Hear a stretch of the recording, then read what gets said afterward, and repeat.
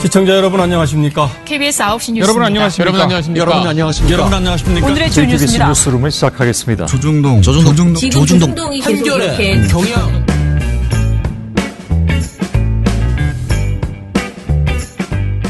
민원연의 미디어 탈곡기 649화를 시작하겠습니다. 예, 안녕하세요. 저는 언론 권력을 감시하는 민주언론시민연합에서 사무처장으로 일하는 김원경입니다. 네, 방송 모니터 담당 활동가 조선입니다. 이정열입니다. 예, 오늘 약속드린 대로 노한중 문건 TV조선에서 공개한 게 있죠. 네. 이것에 대해서 저희는 내용보다도 그 입수 경위에 대해서 문제 삼는 그런 논평을 작성을 했어요. 그래서 이것에 대해서 말씀을 드릴게요. 자, 들어가기 전에 그 미디어 스크랩 좀 해보려고 하는데요. 고발뉴스의 민동기 기자가 올린 글을 보니까 일단은 CJ그룹 3세 마약이 중앙일보에는 없다라고 했어요. CJ하고 중앙일보하고 사이가 원래는 뭐죠? 어떤 관계죠? 사돈지간이니까 네. 네, 결혼으로 맺어진 그 혼연이 있는데 네. 그 중앙일보가 뭐 삼성에서 90년대인가 분리가 됐었거든요. 네. 근데 사실 분리됐다고 하지만 그럼 뭐 내 아내의 가족에게 분리시킨 거면 사실은 똑같은 거잖아요. 그래서 뭐 분리됐다고는 하지만 사실은 크게 다른 게 없다. 우리가 생각하고 있는 그대로다. 이렇게 보시면 될 것 같아요. 네. 자, 일단은 이런 얘기를 했어요. 그 중앙일보 사설 3일 사설인데요. 기업이 다시 돌아오지 않는 데는 이유가 있다라는 제목이래요. 이 사설에서 미국과 프랑스는 이렇게 기업의 경제사회적 비용을 줄임으로써 이익을 쫓는 투자 본능을 자극했다. 그런 정책의 밑바닥에는 누가 뭐래도 일자리는 기업이 만든다는 확고한 인식이 서려 있다. 친노조 반기업 일변도인 우리 정부가 새겨봐야 할 대목이다라고 말을 했습니다. 아이고 우리 정부가 언제 또 친노조 반기업 일변도였지? 아무튼 이건 좀 잘못된. 네, 반노조 친기업이 문제에 가니까 이렇게 얘기를 했어요. 중앙일보는 아무튼 지난해 한 해에만 886개 기업이 유턴한 미국과는 비교할 수도 없는 수치로 우리나라의 그 이제 기업들이 해외에 나간 기업을 돌아오게 하겠다고 했는데 돌아오는 기업이 10곳에 한 해에 평균 10곳에 불과했다. 이렇게 얘기를 하면서 아까 말한 지난해 한 해에만 886개 기업이 유턴한 미국과는 비교할 수 없는 수치다. 라고 했습니다. 그러니까 우리나라는 10개, 미국은 886개가 돌아왔다는 거거든요. 일본도 유턴 기업이 한 해에 700여 개에 이른데요. 모두 대략 한국의 70에서 90배 차이이다. 경제 규모 차이 등만으로는 설명할 수 없는 격차다라고 하면서 이렇게 된 원인이 친노조 반기업 일변도인 우리 정부 때문이다라고 이렇게 말했습니다. 그래서 이제 이런 친재벌 반노조 입장을 보인 중앙일보 논조를 생각하면 뭐 이번 노조 새로운 사설은 아니야. 늘 하던 타령이야. 친노조 반기업이며 안 와야지. 왜 와? 맞아. 왜 돌아와? 나머지 돌아오는 그 몇 개의 기업은 그 전도 말이 안 되지만 그것도 말이 안 되고 하여튼 참 그렇네요. 경제 규모도 사실 이렇게 엄청나게 이렇게 비교하기가 약간 불가능한. 이렇게 비교하게 되는가? 네, 어쨌든 그 중앙일보 사설은 늘 하던 거긴 한데 지금 여기서 고발뉴스에서 지적하는 건 지금 CJ 그 장남인가가 그 미국에서 돌아오면서 마약을 소지해서 들어왔었잖아요. 그거에 대한 기사가 없다. 지금 그걸 지적을 또 하는 거거든요. 그래서 아무튼간에 너무 친노조 반기업 정서를 가지고 있는 문재인 정부를 비판하는 데 집중을 하시는 이 중앙일보께서 정작 그 CJ그룹 회장의 장남이 마약 밀반입을 했는데 이것에 대해서 중앙일보가 보도를 하지 않고 있는 것에 대해서는 아쉽다라고 한 건데요. 이게 3일자 9개 전국 단위 종합일간지 가운데 8개 신문사가 관련 내용을 종합면에서 보도를 했는데 중앙일보만 보도를 안 했다라고 하는 거예요. 그래서 다들 한 것 중에서 한겨레를 여기 인용을 했는데요. 한겨레만 읽어볼게요. CJ그룹 승계 작업의 중심에 있는 이재현 회장의 맏아들로 삼성과 장손인 이선호 CJ제일제당 부장이 액상 대마를 국내에 밀반입하려다 적발되면서 재벌 3세들의 잇단 마약 관련 범행이 입길에 오르고 있다.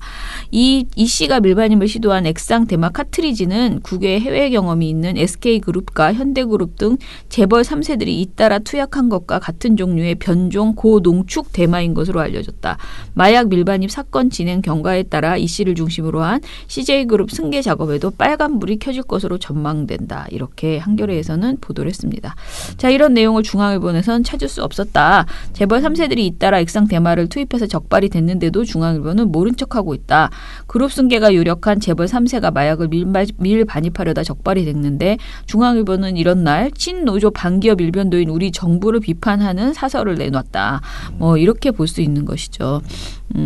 그래서 민동기 기자 이렇게 말했습니다. 사회적 책임과 도덕성은 찾을 수 없고 마약에만 골몰하는 재벌 3세들이 우려된다라는 사설을 나 같으면 썼겠다라고 이렇게 말했습니다. 그리고 이 기사에서 보면은 검찰이 1차 조사 후에 이 사람 이선호 부장이라는 CJ 이 사람을 풀어줬어요.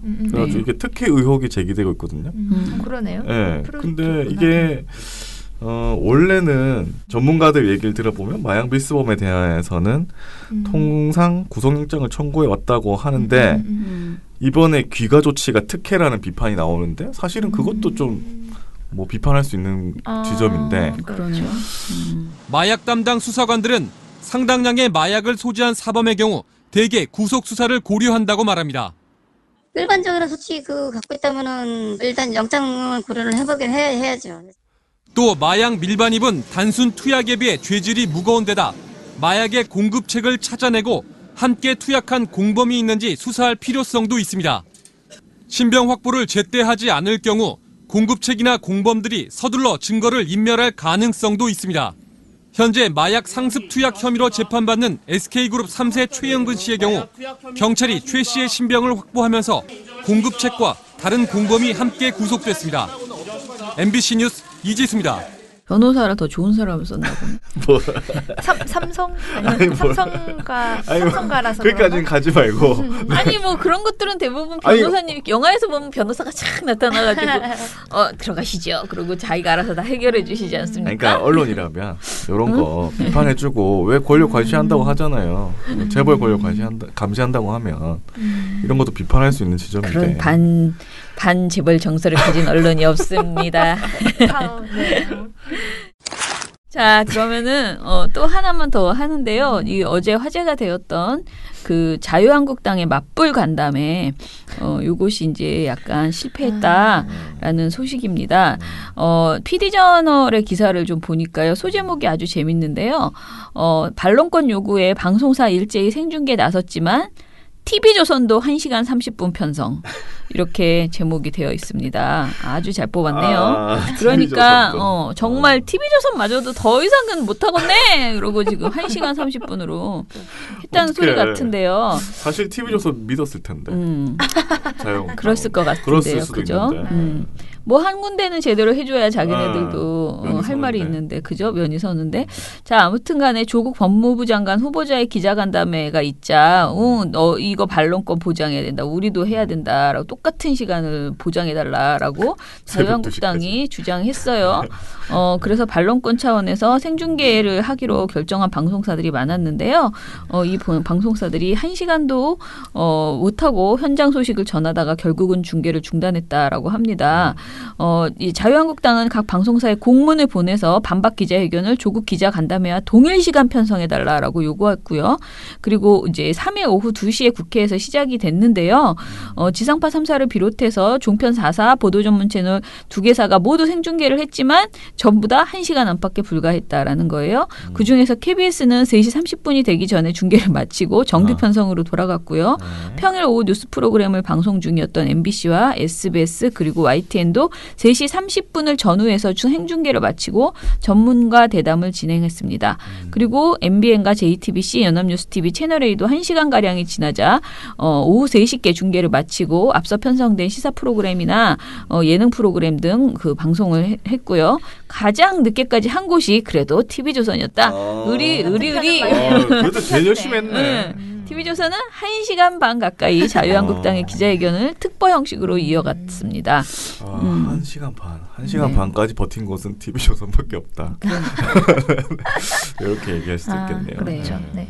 그래서 아무튼 자유한국당의 반박 기자회견은 인사청문회가 무산된 뒤에 전격적으로 열려서 이게 비교가 될 수밖에 없는데 이 사실은 저는 정말 정답은 그거였던 것 같은데 손석희 사장이 그 얘기했잖아요. 기자가 질문을 해야, 그러니까 이게 될까요? 했는데 기자회견이라는 건 기자가 질문을 해야 되는데 질문이 안 이어지면은 이거를 어떻게 계속 읽지라는 뭐 그런 얘기들이 있었는데 아무튼.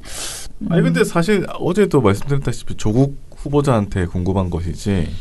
자유한국당한테 궁금한 게 아니잖아요. 그리고 자유한국당이 제시하는 그 의문들, 그 의혹들은 이미 언론에 거의 다 나온 것들이고 그걸 상대로 또 언론이 질문을 한다는 것도 좀 이상한 것 같기도 하고. 그러네. 그래서 아무튼 어제 우리 민원연으로도 이제 항의하는 전화가 왔었다고 하더라고요. 30분 만에 끝낸 KBS를 비판하는 목소리. 그래서 제가 잘못했네. 30분은 너무 짧네라고 저도 막 웃으면서 그 전화를 나중에 들었거든요. 그런 전화가 왔었다는 얘기를. 그래서 막 웃으면서 그래서 몇 분 했는데 결과적으로 몇 시에 끝났는데 했더니 보니까 5시께에 종료됐다고 하네요. 한국당 그러니까 2시부터 5시까지 실제로 1시간은 실제로 그 기자간담회가 진행된 시간은 3시간 정도 했다는 거죠. 3시간 중에서 30분을 한 곳도 있고 1시간 반을 한 곳도 있고 그렇다라는 게 뭐 결론이고요. 근데 이제 저의 생각은 자유한국당이 이렇게 말하는 것도 그렇고 너무 이걸 똑같이 어떻게 하며 똑같이 하는 것은 저는 과도한 그 중립을 지키라는 소리다라는 생각을 하는데요. 그건 중립도 아니에요. 그렇죠. 그러니까 이걸 지켜야 하는 이유도 없고 아무 이유가 왜 없이 조국하고 자유한국당이 그 반반이어야 하냐고 지금. 그러니까 우리가 지금 사실 이게 너무 핫한 주제이다 보니까 사람들이 관심이 가서 보니까 중계를 한 거잖아요. 그렇죠. 솔직히 방송사들이 뭐 그걸 돈 준다고 중계를 해주겠어요. 정부가 압박을 해서 중계를 해주겠어요. 화제가 되니까. 그러니까 이거는 안 틀 수가 없거든. 내가 이걸 안 트는 순간 우리 채널에서 다 돌아가거든. 그렇죠. 그러니까 다 같이 트는 거야 그냥. 월드컵 3사 생중계하는 것처럼. 그런 것처럼 꼭 봐야 돼. 그런데 자유한국당 생중계 이건 틀어봤자 안 보거든. 그러니까 이거는 이게, 시장의 그쵸. 논리로 어쩔 수가 없다니까요. 시장 논리도 그렇고 아까 제가 말씀드린 것처럼 똑같이 그 자유한국당이 제기한 의문들 거의 대부분 언론에서 다 나온 것들이고 60만 건 넘게 나온 것들이에요. 그렇죠. 그거 사실은 더 볼 필요가 없는 거지. 기자들이 이 자유한국당한테 뭘 더 그러니까 물어보겠어요. 조국의 의혹에 대해서 너네들이 더 뭐 밝혀낸 바가 있니?라고 기자가 묻는 것도 그럼 기자가 그걸 봐야지. 자유한국당에 가가지고 뭐 더 의혹이 있는지 내놔라 이렇게 하는 것도 저는 웃기다고 생각하고. 네, 이걸 안 한다고 저는 이걸 뭐 안 봤는데, 그러니까 자유한국당이 왜 조국이랑 우리랑 비교해서 이렇게 우리한테 시간을 조금 주냐라고 그걸 한 건 봤어요. 그래서 좀 무슨 말을 하는 거지? 그러니까 이런 생각을 했거든요. 진짜 나는 우리나라가 정말 걱정돼요. 이렇게 논리도 없고 정말 우기기만 하는 사람들이 이렇게 높은 사람들이라는 게 난 너무 신기하대. 진짜 걱정스러워. 일단은 자유한국당에서 박대출 의원은요 성명을 내고 어제는 11시간 동안 조국 1인 주연의 가짜 청문회 드라마가 방송되더니 오늘은 찔끔 흉내만 냈다. 오늘도 어제의 조국만큼은 아니어도 최소한의 시간을 할애해야 했다라고 비판했습니다.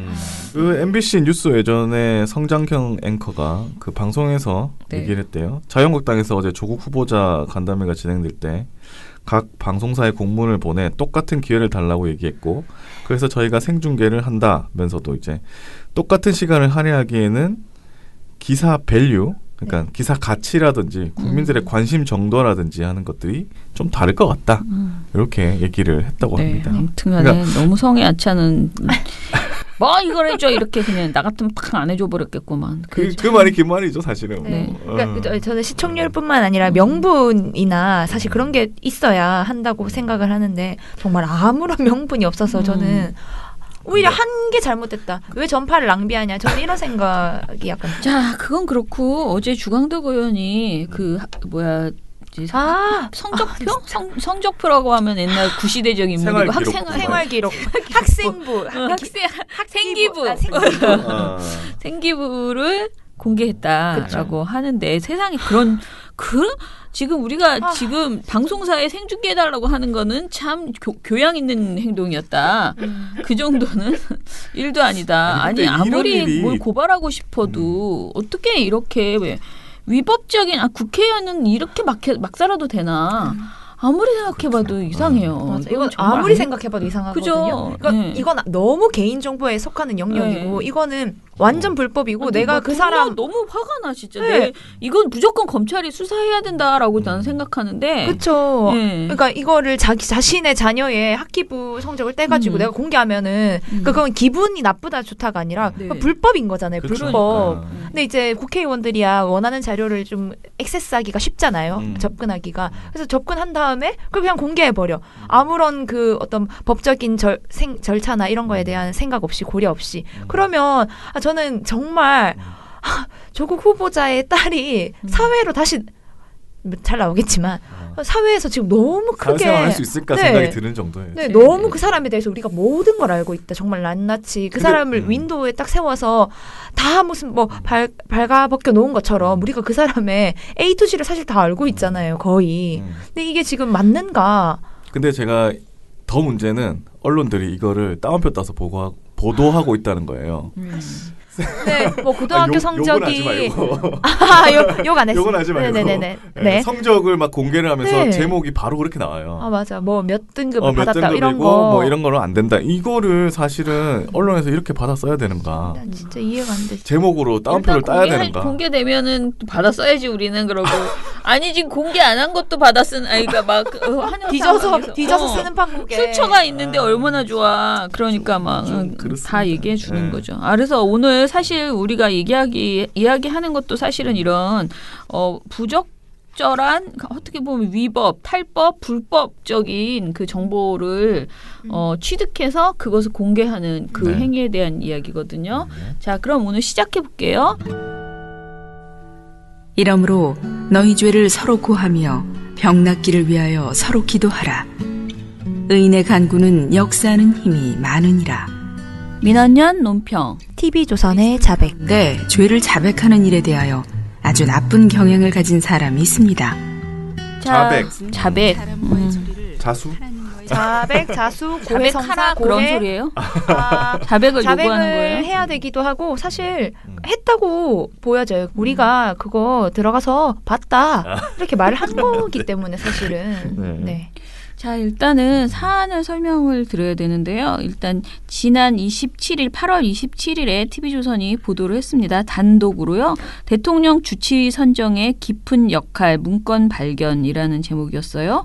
자, 이 보도는 압수수색을 받은 노한중 부산의료원장의 방에서 매우 의미 있는 문건을 하나 발견했다라고 두두두두두 이렇게 보도하는 내용이었어요. 그런데 오늘 압수수색을 받은 노환중 부산의료원장 방에서 매우 의미 있는 문건이 하나 발견됐습니다. 그래서 조 후보자와 노 원장을 둘러싼 의혹을 먼저 정리해 보도록 하겠습니다. 노 원장이 조국 후보자 딸에게 장학금을 준 것은 지난 2016년부터 3년 동안이었고 그 사이 조 후보자가 청와대 민정수석이 됐습니다. 그리고 올해 6월 초 노환중 교수가 원장으로 있던 양산 부산대병원의 A 교수가 대통령 주치의로 발탁됐습니다. 그리고 그 뒤 한 달도 되지 않아서 노 원장은 부산의료원장에 임명합니다. 이런 이유로 조국 후보자와 노환중 원장 그리고 대통령 주치의를 둘러싼 수많은 소문이 떠돌았는데 오늘 노환중 원장 방 컴퓨터에서 대통령 주치의 선정에 자신이 깊은 역할을 했다는 문건이 나왔습니다. 하동원 기자가 단독으로 보도합니다. 검찰의 오늘 압수수색에는 노환중 부산의료원장실도 포함됐습니다.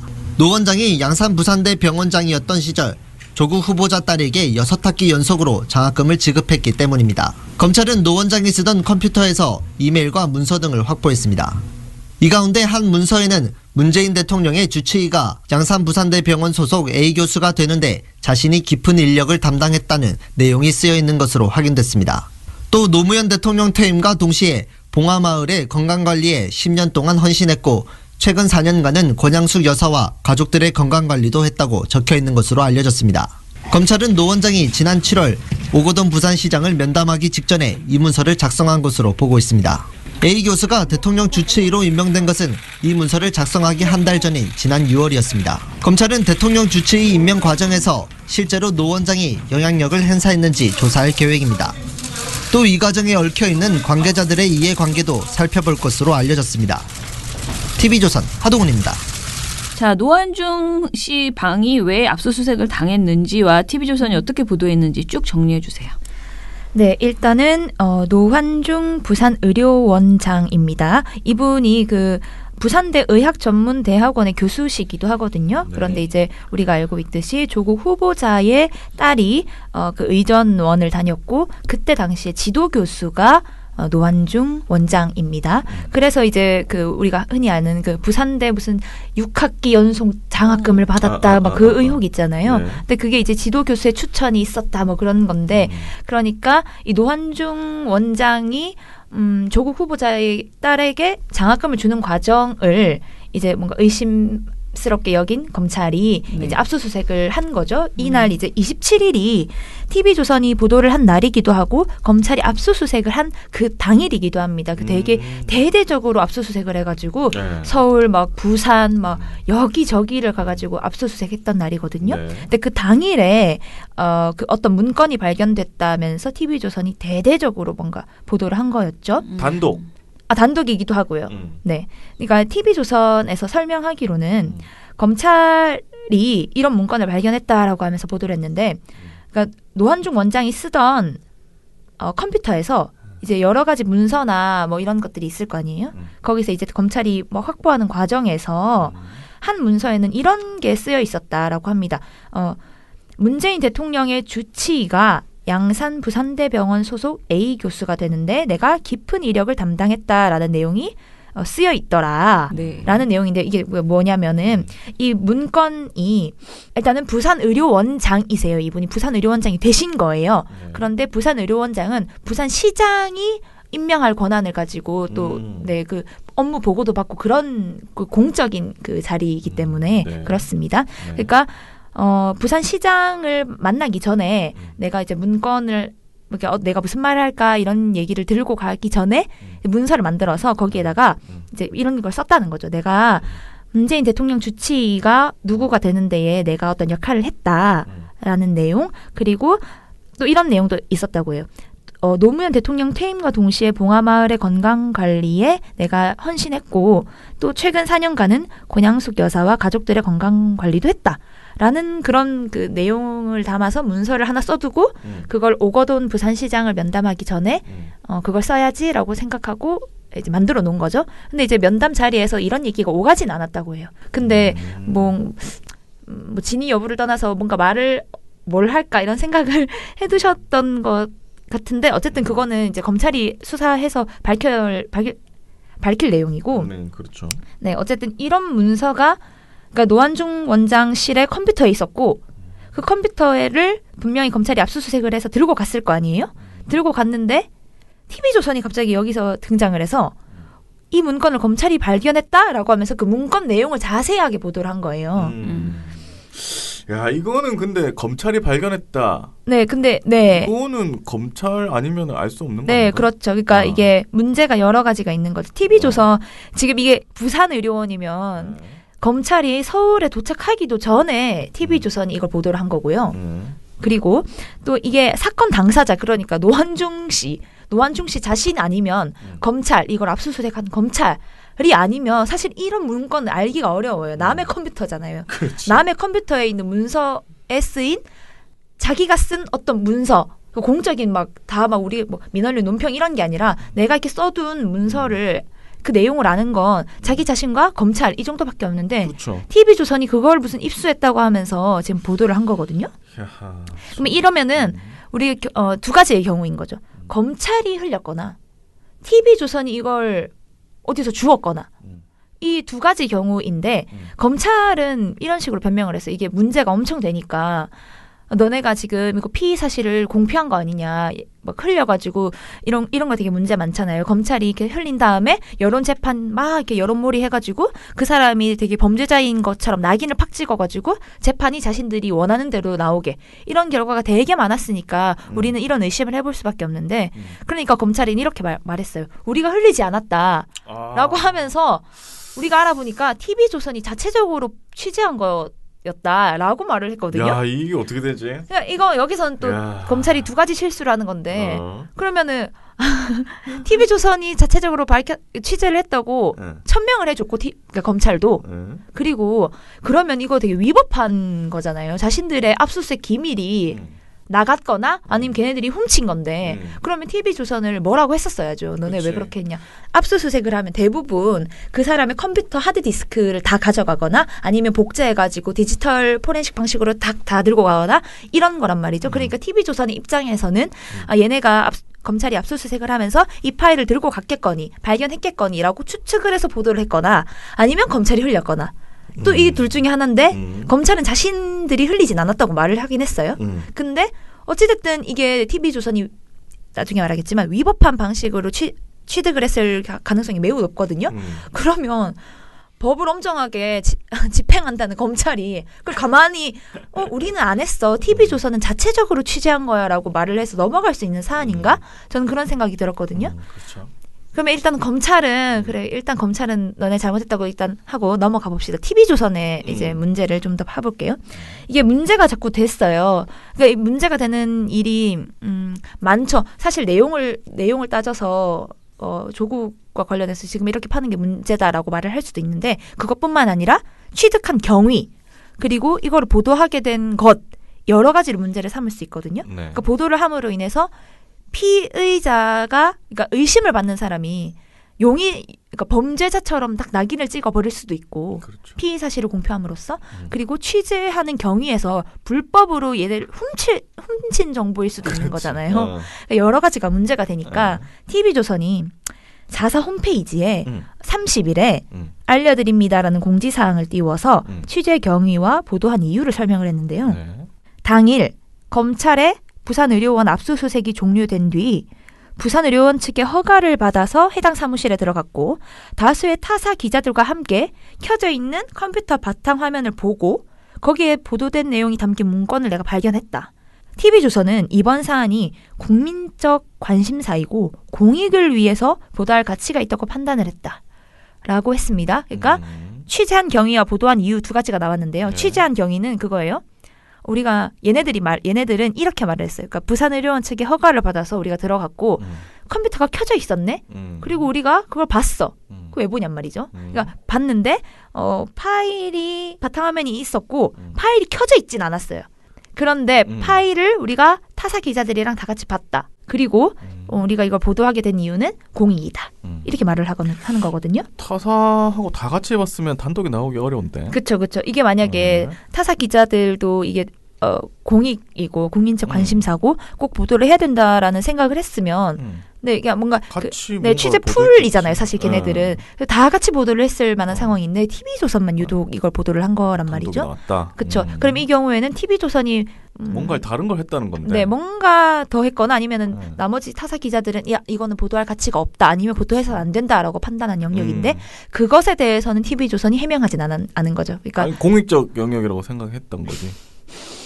그렇게 해명한 것 같아요. 네, 그렇죠. TV조선 입장에서 보면. 아니, TV조선은 분명히 해명을 한 거야. 그러니까 이걸로 봐서는 우리가 봤다. 그런데 이번 사안이 국민적 관심사고 공익을 위해서 보도할 가치가 있다고 판단해서 데스크가 보도한다. 기자는 찍어왔고 데스크는 보도했다라고 주장을 한 거고요. 그런데 이제 중요한 핵심은 허락을 받았느냐라는 것이죠. 부산대 의료원으로부터 안 받았어요? 허락을 받았느냐인데 본인들은 허락을 받았다. 허락을 받고 취재했다, 촬영했다라고 하지만 그 방을 스케치하는 허락을 한 거지. 그 그 방에 있는 컴퓨터를 막 열고 책상을 뒤지고 이러라고 한 건 아니잖아요. 파일을 열어보고 이런 그렇죠. 건 아니다. 그렇죠. 그러니까 네. 여기서 이제 절도냐 아니냐, 이 도둑놈들이냐 아니냐를 판가름할 수 있는 부분은 아, 그러면 문제가 이 다르지. 관리 주체, 이 어. 지금 이 방을 관리하는 주체에게서 허락을 받았느냐 아니냐 이거를 가져가도 된다. 사실 가져가는 거잖아요. 이거 파일을 그쵸. 찍어가지고 보도한 거니까 이 지점이 문제가 되는데, 그러니까 지금 아까 말한 것처럼 TV조선이 홈페이지에 자신들이 공지하기로는 부산 의료원 측의 허가를 받아 해당 사무실에 들어가 켜져 있는 화면에서 보고 이거를 확인했다라고 했어요. 그러니까 되게 이중적으로, 그러니까 모호하게 썼네. 모호하게 써놨는데 허가를 받아서 들어갔는지 허가를 아니면은- 받아서 그쵸. 그 파일을 열어가지고 파일을 봐가지고 그걸 찍어갔는지 그쵸, 그러니까 그것도 그게- 허락을 했나? 아니면 그쵸. 들어가는 것만 허락을 했나? 그렇죠. 이중적인 의미처럼 아. 이제 보이게 써놨는데, 근데 사실은 아니에요. 그러니까 부산의료원이 당연히 그러니까 이게 좀 약간 애매한데, 그러니까 정확하게 TV조선 워딩은 부산의료원 측의 허가를 받아 해당 사무실에 들어가. 요건 사실이잖아. 그런데 그 다음에 다수의 타사 기자들과 함께 켜져 있는 컴퓨터 바탕화면에서 보도된 내용이 담긴 문건을 확인했습니다. 이건 거짓말인 거죠. 왜냐면은 켜져 있는 컴퓨터 바탕화면에 그 파일이 딱 켜져 있는 건 아니잖아. 그렇죠. 당연히 그러기가 검찰이 압수수색을 했는데 그걸 열어보고 가? 그걸 열어놓고 갔어. 그러면 사실 검찰이 흘린 거죠. 이건 거짓말인 거지. 왜냐면 컴퓨터 바탕화면에 보도된 자료 내용이 담긴 문건을 확인했다라고 한 거는 사실은 이중적이라는 게 아니고 사실 거짓말이라고 저는 생각하거든요. 켜져 있었어야지 그 파일이. 그래서 난 아무 짓도 안 했는데 이렇게 보여 내 눈에. 그러면 어떻게 할 수 없지. 이렇게 쭉 찍다가 볼 수 있지.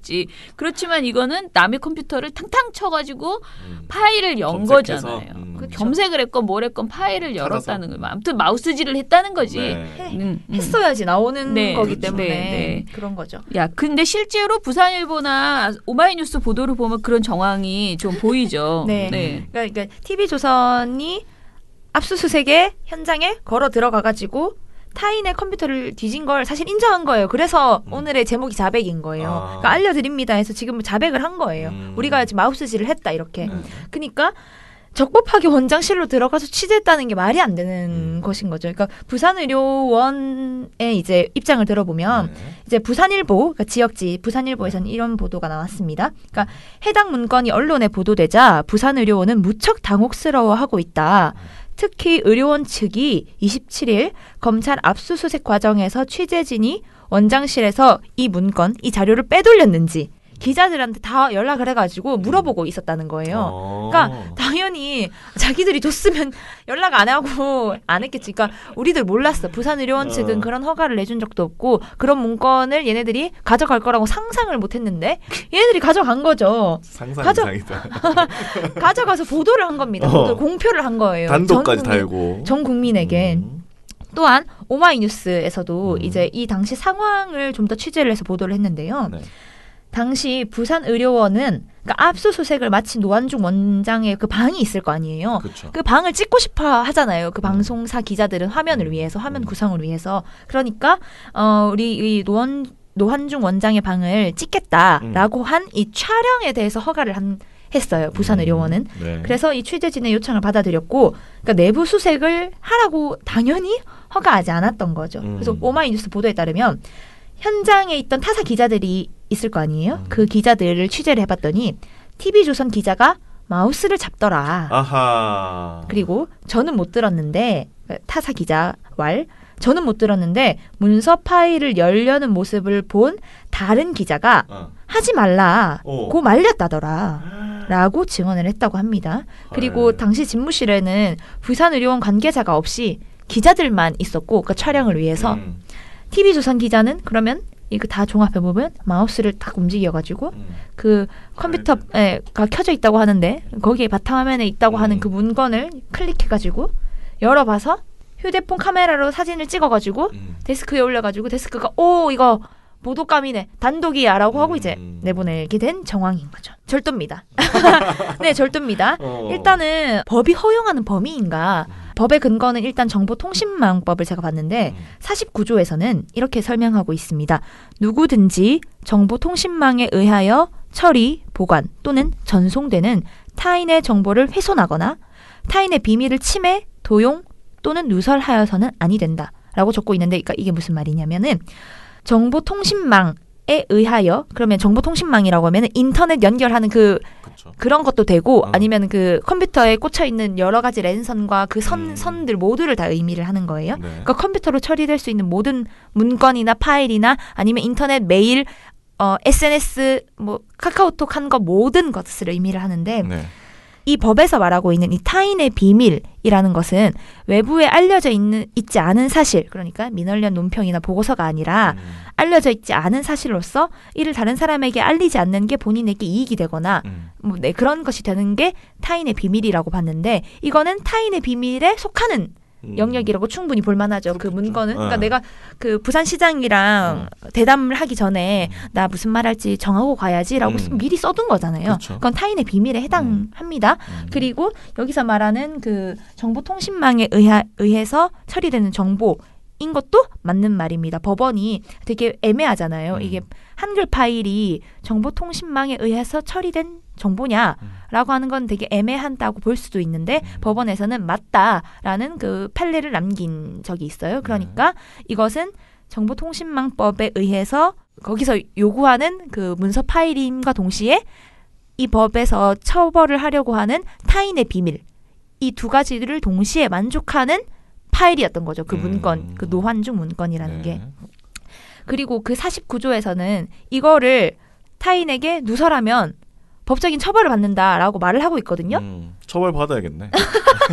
처벌을 받아야 하는 거죠. 그러니까 이게 무단 열람한 겁니다. 무단 열람. 그렇죠. 노환중 씨의 허락을 받은 것은 당연히 아니고 부산의료원의 허가를 받은 것도 당연히 아닙니다. 그럼 무단 열람이고, 그렇게 해서 보도를 했습니다. 그러니까 타인의 개인용 컴퓨터에 몰래 가가지고, 사실 몰래인 거죠. 허락을 안 받았으니까 몰래 가가지고 문서를 열람하고 촬영하고 보도를 한 거. 이 모든 절차가 위법이라고 볼 수 있는 영역이라는 거죠. 그러니까 아무리 취재라고 한다고 해도 제가 사무처장님이나 PD님 자리에 가가지고 문서 막 열어봐가지고 막 여기저기에 커뮤니티역 뿌리고 그러면 위법이라는 거 이렇게만 비유를 해봐도 알 수 있잖아요. 그렇죠. 이건 잘못된 거라는 걸. 그거 진짜 소름 끼치는 거예요. 아무리 그렇다고 할지라도 개인의 영역인 거예요. 개인의 영역. 개인의 영역은 관계자의 명시적 또는 묵시적 동의 없이 기자의 출입이 기자가 아니라 그냥 일반 개인의 출입이 금지되는 영역인 거예요. 그 출입과 취재가 관계자의 동의를 받았다고 하더라도 컴퓨터를 열람한 행위 그 자체는 있어서는 안 되는 행위였던 거죠. 실제로 이 비슷한 그 사례가 하나 있었는데요. 그러니까 문서를 무단으로 절도한 사건이 하나 있었는데 1998년 이게 되게 저는 재밌는 사건이었는데 언론사 기자가 취재를 위해서 검사 사무실에 들어가서 컴퓨터에 보관된 문서를 프린트하다가 발각돼서 구속된 사건이 있었습니다. 근데 이제 이게 뭐냐면 대구대학교에서 비리 사건이 있었는데 그 당시에는 검찰에서 이런 정보를 많이 흘려주지 않았었던 것 같아요. 근데 이제 기자는 취재는 해야겠고 그래서 검사 사무실에 들어가서 아이 그거 너무하잖아. 아 그렇죠. 이거 그게 뭐야 검사 사무실에 들어가서 참고인 진술 조서를 프린트를 해서 하고 있었는데 검사가 마침 그때 딱 출근을 한 거예요. 출근을 해서 딱 들켰어요. 당연히 검사가 바로 구속을 했습니다. 이런 사건이 있었는데 사실 이 사건의 결과는 국민일보와 이제 언론 노조 등에서 국민 알 권리를 침해하고 있다라고 해서 구속을 했는데 구속을 하니까 이건 풀어주긴 했었어요. 그런데 그러니까 이런 사건에서도 우리가 이거 놀라워하잖아요. 이거 위법이라고 듣는 여러분들 모두 다 생각을 하는 거잖아요. 이것과 비슷한 결이라는 거죠. 무단으로 들어가가지고 프린트하고 사진 촬영하고 보도를 하려고 했고 TV조선은 심지어 보도를 한 거니까요. 또 이제 또 비슷한 사례를 다 생각해보면 TV조선 또 전례가 있습니다. 이미. 아 그래요? 드루킹. 네, 드루킹 때 절도해가지고 TV조선이 사과까지 했었잖아요. 이 당시 이제 아시겠지만 드루킹 그 출판사 무슨 나무였죠? 느릅나무인가 느티나무인가 아무튼 그 출판사에 들어가가지고 이 수습 기자라고는 했습니다만 어쨌든 기자라고 할지라도 우리 시민이잖아요. 일반 시민이 들어가가지고 USB랑 뭐 여러 가지 컴퓨터 태블릿 PC, 휴대폰, USB 이런 것들을 훔쳐 나왔어요. 그리고 그걸 데스크에 보고를 했죠, 당연히. 근데 데스크가 에고머니나 너 그러면 안 된다라고 다시 돌려놓아라 하는데 며칠이 걸렸어요. 근데 그러니까 며칠 걸리긴 했는데 돌려놓아라라고 해서 돌려놓고 최근에 검찰이 이래서 이제 불기소 처분을 내리는 사건이 있었거든요. TV조선도 그 당시에 사과를 했어요. 네, 그런 부분이 있었는데 그때에 그걸 못 버리고 그때 그렇게 사과를 했는데 또 이거를 절도를 해가지고 지금 취재를 해서 보도를 한 거거든요. 왜냐면 그때 별일 안 일어났거든. 네. 결국. 그쵸. 지난 1월에 아무 일도 일어나지 않았어요. 구속되지 않았거든요. 더 대담해지는 거죠. 원래 범행이라는 거지. 바늘 도둑에 소도둑 된다고. 그렇게 하는 거죠. 이거 참 말을 구구절절 할 필요도 없이 위법인 건데 또 그러면 이런 의혹이 또 제기될 수 있어요. 그러면 JTBC는 또 이런 말을 하는 분들이 계시거든요. 태블릿 PC도 똑같은 거 아니냐라고 반박을 할 수 있죠. 어떻게 그러니까 반박하는 사람도 있더라고요. 그래요? 네, 반박하시는 분들이 간혹 가다가 계시거든요. 그거 참 반박이 힘들 것 같은데. 네, 그러면 이렇게 이제 대답을 하시면 됩니다. 그러니까 이거는 JTBC는 허락을 받은 사안이기도 하고 태블릿 PC에 대해서 그 소유권을 놓았다고 충분히 볼만도 하고 건물 관리인이 그거 다 버려진 거야. 가져가도 돼라고 한 사안이거든요. 그렇게 검찰에서도 그렇게 땅땅땅 해줬어요. 그래서 이거는 그게 아니다. 위법한 것이 아니다라고 한 겁니다. 그러니까 이거는 JTBC가 불법으로 취득하려는 의사 자체가 사실 없었고 취득 과정에서 당시 건물 관리인이 확실하게 다 버려진 거니까 가져가려면 가져가라라고 하는 진술을 검찰 측이 했고 그래서 JTBC는 그러니까 물건을 양도받았다고 볼 수 있는 건물 관리인의 허락을 받아서 가져간 거니까 이건 위법이라고 보기가 힘들다라고 검찰이 말을 했던 사항입니다. 그러니까 지금 이 모든 것들, 그러니까 TV조선과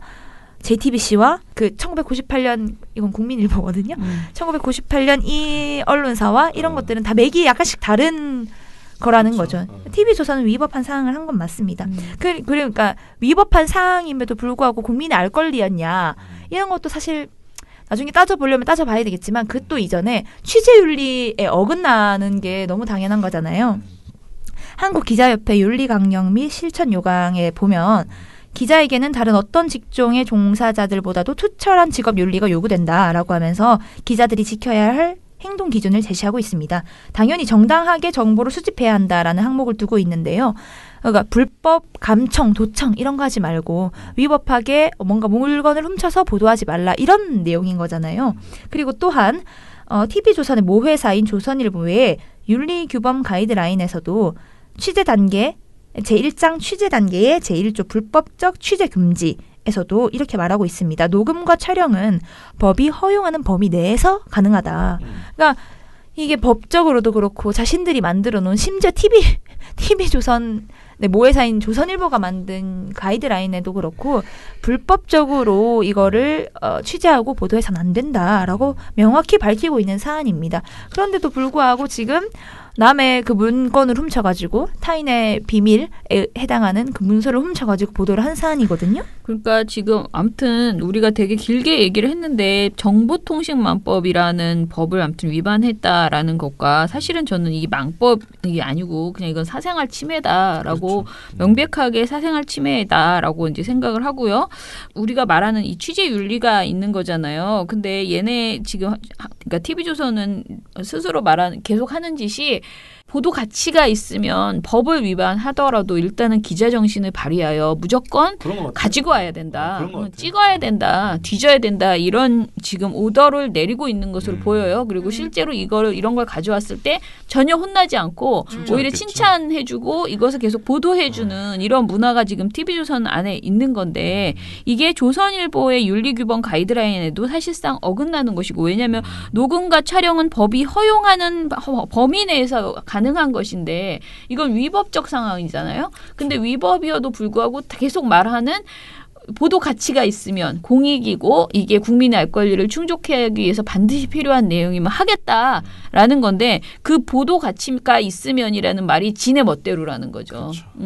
지네가 그냥 땡기면 다 보도 가치가 있다고 판단하는 이게 이제 문제라는 것이고요. 가치가 참 다른데 우리가 생각할 때는 그렇게 가치가 있는 것 같아 보이지 사실 그 부분에 대해서도 말을 하려면 할 수 있는데 거기까지는 말을 안 했어요. 이거는 또 해석의 영역이기도 한데. 가치니까? 네. 그런데 이 문건, 그러니까 이 문건을 통해서 TV조선이 제기하고 싶은 의혹은 노환중 원장이 딸한테 장학금을 주고 그 장학금을 받은 조국에게 내 동료인 교수를 대통령 주치의로 만들어 달라라고 한 게 아닐까라는 말을 하고 싶은 거거든요. 그럼 이 과정에서 만약에 뭔가 청탁을 주고받은 뭔가 정확한 사실이 있다거나 아니면 청탁이라고 볼 수 있는 어떤 정황적인 문서, 사건, 뭔가 그런 게 자료가 있다거나 이런 거면은 국민의 관심사라기보다는 그러니까 공익적으로 그렇게 하면 안 되는 거잖아요. 대통령 주치의나 여러 가지 공적인 이 자리에 대해서는 청탁하거나 이러면 안 되는 거니까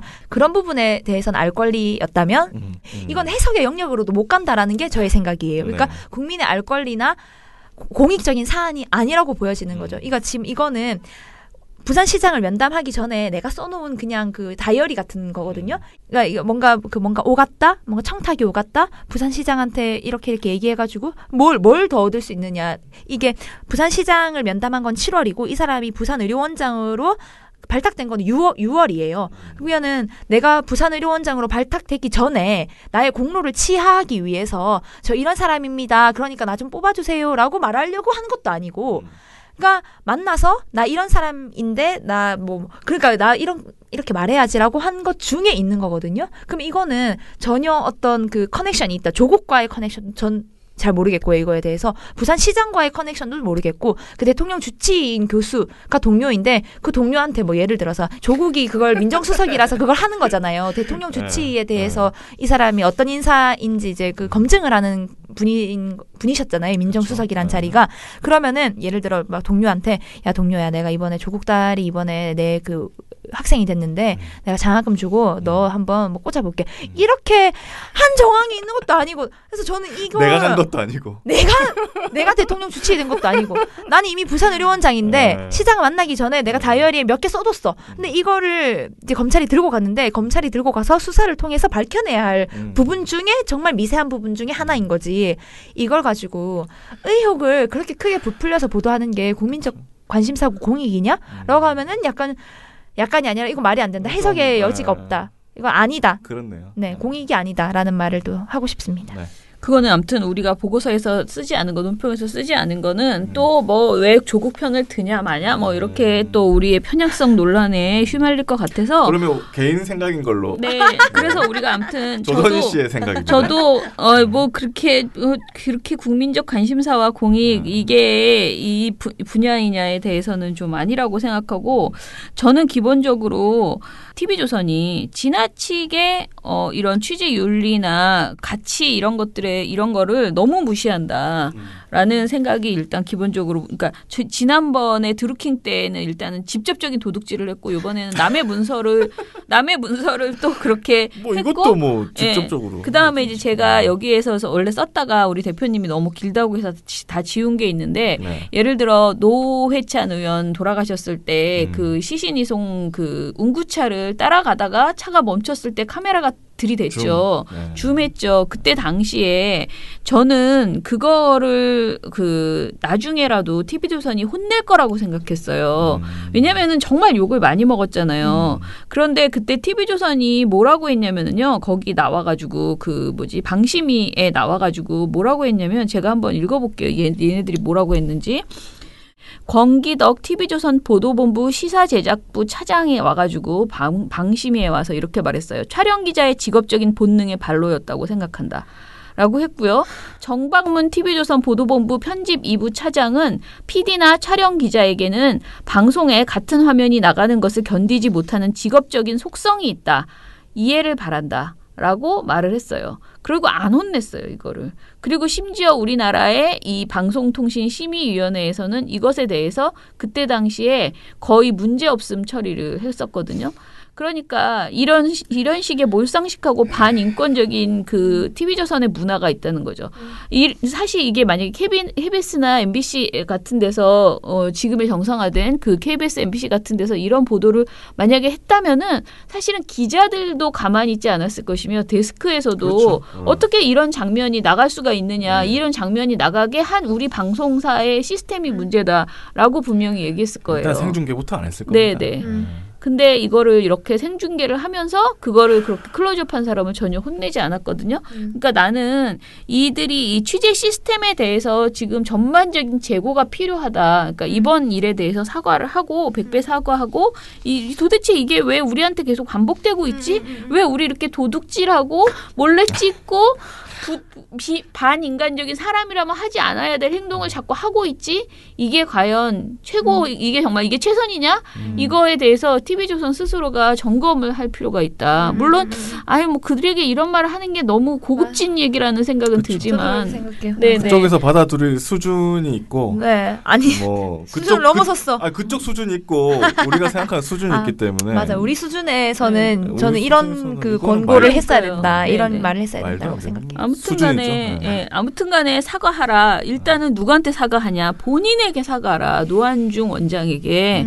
그리고 부산대에 사과하고 그리고 시청자에게 사과하라라는 것이고요. 그리고 니네들 스스로가 성찰하고 재발 방지 시스템을 마련하라. 이 얘기를 드립니다. 네. 참 재발 방지 시스템 아니 근데 이게 마련하지 말고 혼나야지 자꾸 혼나야 이게 재발이 그렇죠. 이제 안 되는 건데 그러니까 이런 걸 하면 안 된다라는 걸 기자들에게도 계속 뭔가 이렇게 위법하게 취재하면 안 돼 이런 걸 계속 공유하고 그런 문화를 만들어놔야 되는데 위법하게 아니 딱 그거예요. 저번에 느릅나무 그때 훔쳐와가지고 했을 때 지금 아무것도 일어나지 않은 거 요게 뭐 사법 처리가 안 되거나 이러면 나중에 또 이래요. 야 옛날에 봤지? 훔쳐 나오다 벌 안 받아. 그냥 가져와. 그러니까 공익에 의하면 괜찮아 이게 되거든요. 계속 그게 계속 쌓이는 것 같아요. 누적이 되는 것 같아요. 그 경험이. 그러니까요. 언론의 오보, 정치인의 막말 받아쓰기, 기계적 중립. 언론 때문에 이런 일로 속상한 일 많으셨죠? 이제 걱정하지 마세요. 크고 확실한 행복 보장, 묻지도 따지지도 않고 민주언론시민연합의 회원가입을 적극 추천합니다. 신문, 방송, 종편에 유튜브까지 모니터 보고서 최대 보장. 남녀노소의 유익한 회원 행사 최대 보장. 지금 바로 PC나 모바일로 가입하세요. 언론이 바로서는 더 크고 확실한 행복을 보장합니다. 본 후원은 만기 환급금이 없는 순수 행복 보장형입니다. 본 후원은 매달 최소 10,000원의 돈이 들며 후원금은 전액 언론운동에 투명하고 소중하게 사용됩니다. 기타 문의 사항은 민원련 전화번호 02-392-0181로 해주시기 바랍니다. 민주언론 시민연합. 민주언론 시민연합. 자, 미령곰탱님 어제도 잘 들었습니다. 라고 하시면서 자유당, 바미당 쓰레기 언론의 연합 공격이라고 하셨어요. 언론 보기가 너무나 두렵다라고 하셨고요. 그래서 민원연 주최 참된 언론 만들기 프로젝트를 다시 해야 돼요. 이거 너무 재밌어요. 하셨습니다. 읽어주세요.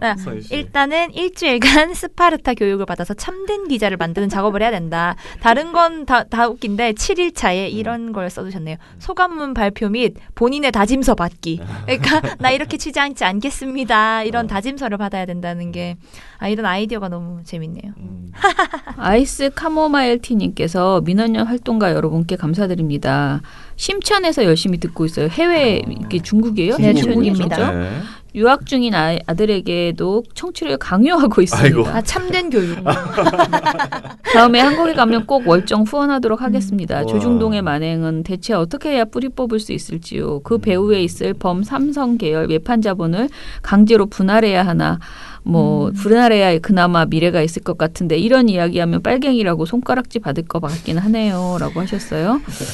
네, 그래서 아무튼 여러 가지 민원연이 그나마 우리나라 언론의 파수꾼이 되어주셔서 거듭 감사를 드립니다. 화이팅 하셨습니다.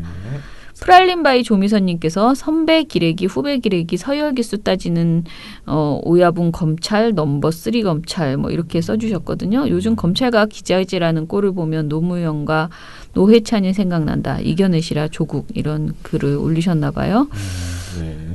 상상이 현실이 되는 나라님은 SNS에 일베 인증 사진이라고 해서 올려봅니다. 라고 하셨어요. 이런 사진이 있다는 거예요, 지금? 그 영상을 할 때 이런 게 올라왔다고 하는데 지금 이게 SBS 이제 그 유튜브 채널에서 실시간으로 중계를 하다가 지금 이게 된 것 같은데 네. 그 일베 그 손 모양이 있거든요. 그 일베 그 아시죠? 이게 일베 손 모양이에요. 아 근데 이거랑은 다 그렇죠? 제가 저는 일베는 아닌데 일베 손 모양이 있는데 일베 손 모양이랑 약간 다른 것 같아요. 그래서 제가 봤을 때는 실시간 전에 오케이 사인 같은 걸 준 게 아닐까 아니면은 그런 생각도 할수 뭘까 있는. 싶긴 한데 네 애매하네요. 네.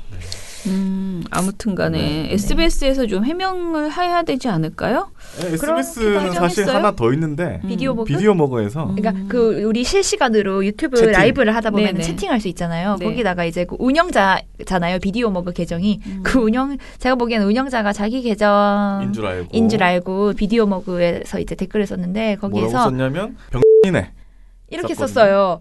그런데 그게 그 계정이었던 공식 계정이었던 거죠. 비디오 머그 이름 나온 올렸구나. 네. 그래서 이제 거기 사람들이 댓글로 이게 비디오 뭐냐? 머그 왜 이래? 비디오 머그 미쳤다 막 이렇게 된 거예요. 그런데 갑자기 비디오 머그가 그걸 해놓고 갑자기 뭐 타인에게 욕설을 할 시에는 이런 욕은 하지 맙시다. 뭐 이런 식으로 또 자기가 자기한테 네. 쓴 거야?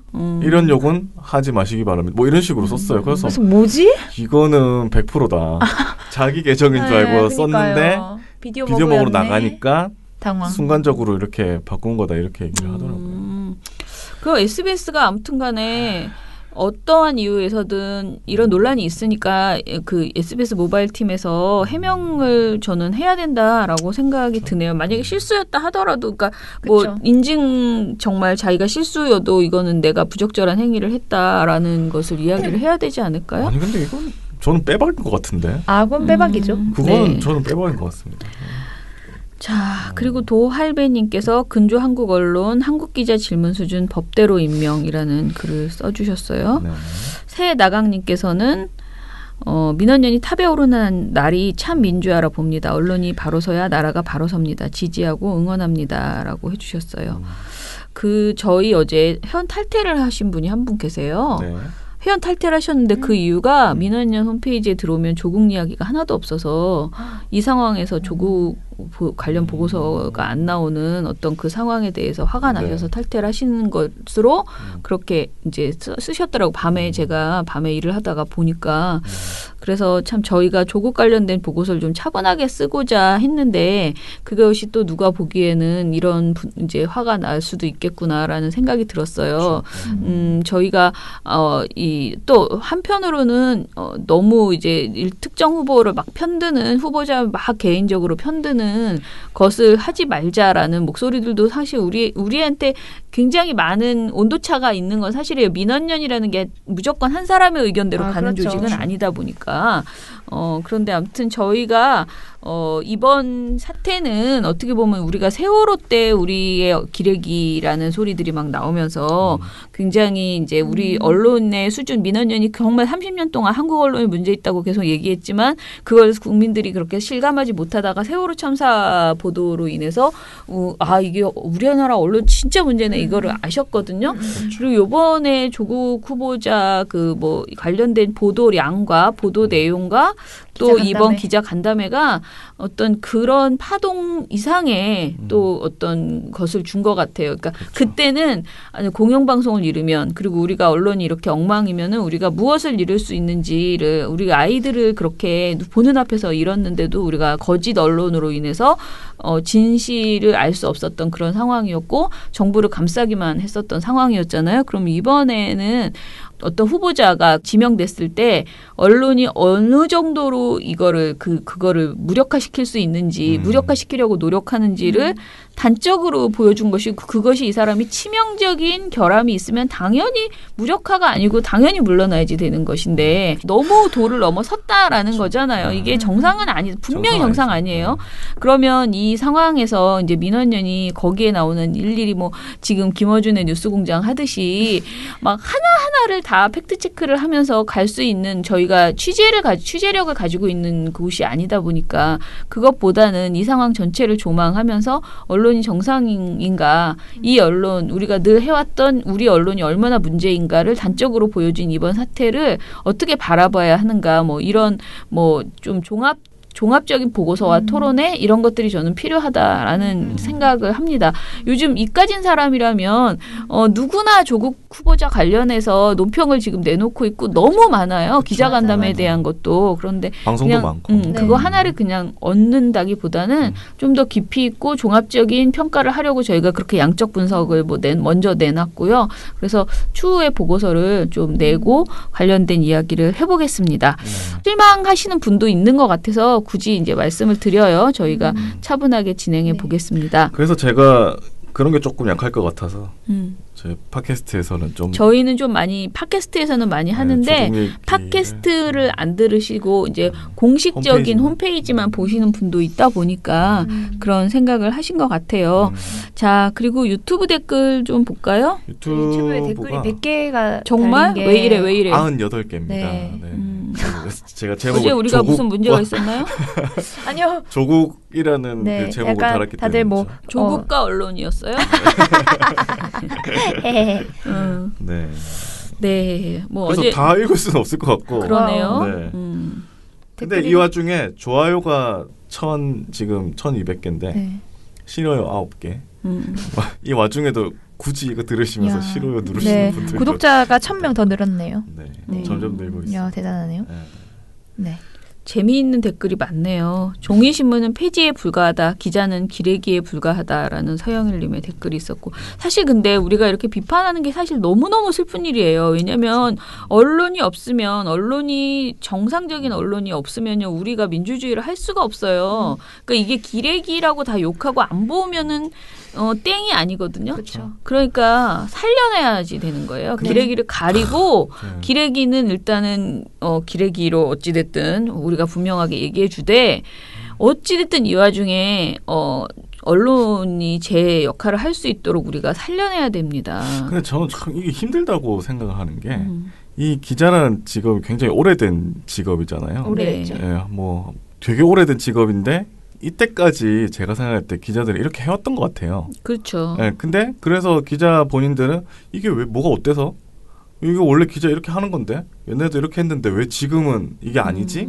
라는 생각을 저는 하는 것 같아요. 그냥 뭐 SNS를 보거나 기자들 얘기를 좀 들어보면 시민들은 세월호 이후로 생각이 완전히 달라졌고 그런데 기자들은 거의 비슷하지 않을까 아직도.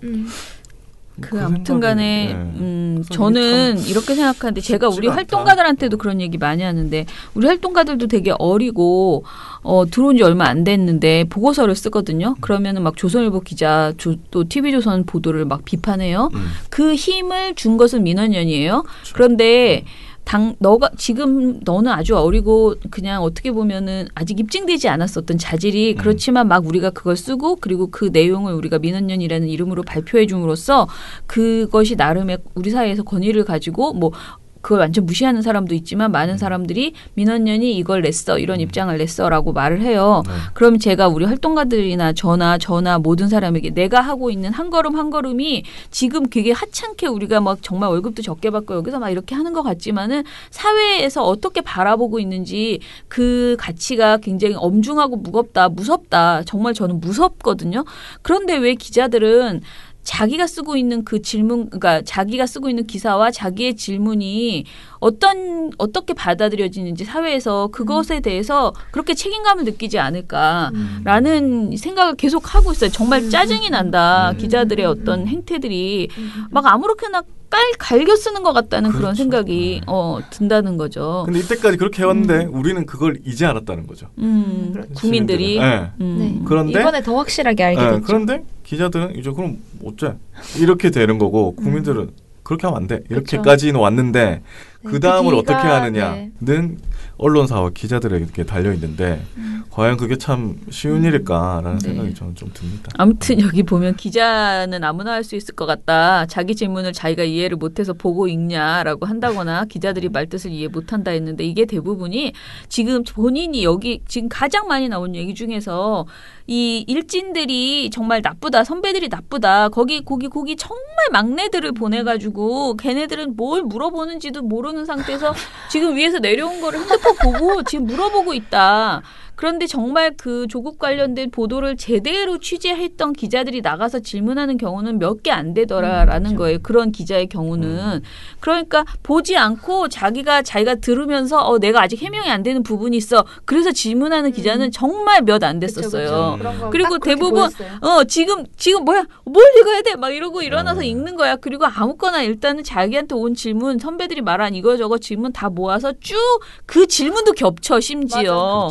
자기가 물어보는 것도 첫 번째, 두 번째, 세 번째, 네 번째 했는데 아직 더 있습니다 하고 막 더 물어보고 그러잖아요. 진짜 너무 그러니까 도저히 뭐 이건 듣기가 안 되고 듣기, 읽기, 말하기 다 안 되는 지금 그런 상황이 지금 된 거지. 어떻게 집에 가서 쓰기는 또 할란지 참 걱정스럽다. 자기가 듣고 읽고 말하기를 다 못하는데 어떻게 쓰지? 참 그게 걱정되는 그런 상황이었던 거죠. 참 걱정이었습니다. 네. 자, 그리고 뭐 리얼 듀프님께서 저는 기레기가 다 알면서 쓰레기 같은 기사를 쓰는 나쁜 기자인 줄 알았는데요. 취재도 안 하고 기사를 쓰는 나쁜 장문가였네요. 라고 하셨어요. 이번에 민원연이 청문회에서 검증의 기준이 된 걸 보니 얼마 전 생애 첫 후원회원 정기 후원을 시작했다는 게 자랑스러워집니다. 소액이라 말도 못 꺼냈는데 만족감이 몇 배로 늘었습니다. 라고 하셨어요. 네, 장관을 꿈꾸시는 분들 빨리 가입하시고. 장관해야죠. 네, 장관을 꿈꾸시려면 민원연 가입부터 하시죠. 그럼요. 큰일 하시네요. 네. 자, 아무튼간에 다들 굉장히 많이 속상하셨나 봅니다. 근조 한국 언론 이렇게 해서 댓글 100개가 넘었습니다. 네, 많이 보내주셔서. 네, 지금도 계속 달고 보고 해주시는 것 같아요. 네. 저희는 아무튼간에 민원연에 대해서 이렇게 기대를 해주시고 또 제가 어제 한 분 그 탈퇴하신 조국에 대해서 조국 후보자에 대해서 제대로 된 보고서 안 써서 화가 나셔서 탈퇴하신 분들까지 싹 다 탈퇴하신 분이나 또 들어오신 분이나 모두 좀 진지하게 제가 받아들이고요. 저희가 할 수 있는 일들을 찾아서 해보겠습니다. 네. 저는 어제 저희가 지금 앞으로 나가겠지만 박수어군 전 공동대표님 인터뷰를 했거든요.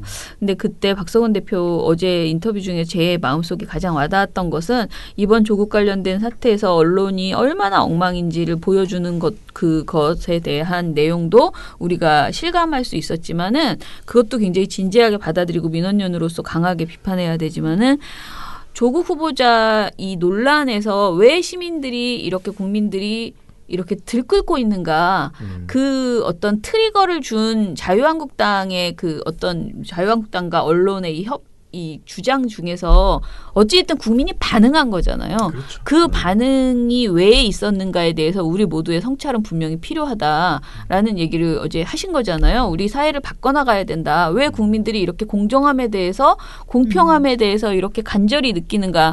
너무 살기 힘들고 그 부분에 대해서 불안함, 아무리 우리가 정말 아무리 믿던 그런 사람이라 하더라도 그 사람이 어쩌면 어떤 특혜를 누리지 않았을까에 대한 어떤 분노가 있는 거잖아요. 그 감정을 언론과 자유한국당이 자극한 건데 그 자극이 그렇게 팍 터질 수 있었던 그 이유는 조국 후보자가 빌미를 줬다기보다는 우리 국민들이 지금 너무 살기 힘든 거예요.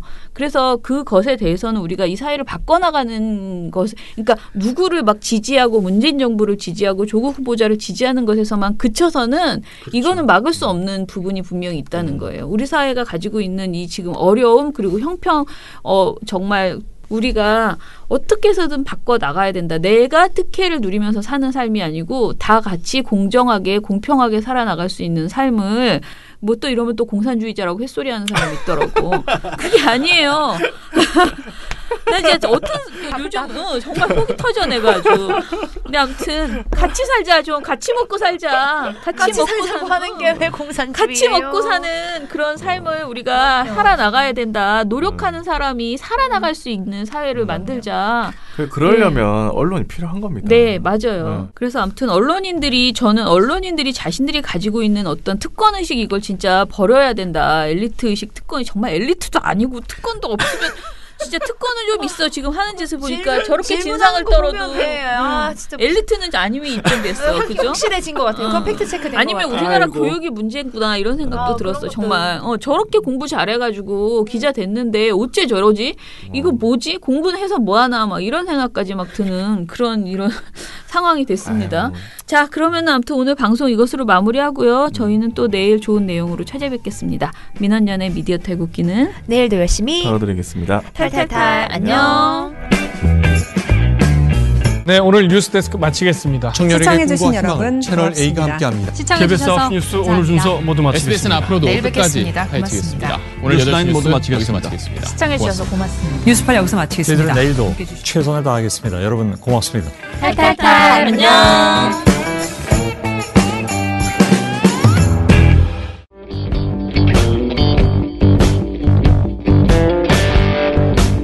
스마트폰 보다가 태연하게 가입했다. 가입이 간편하니까. 민주언론 시민연합.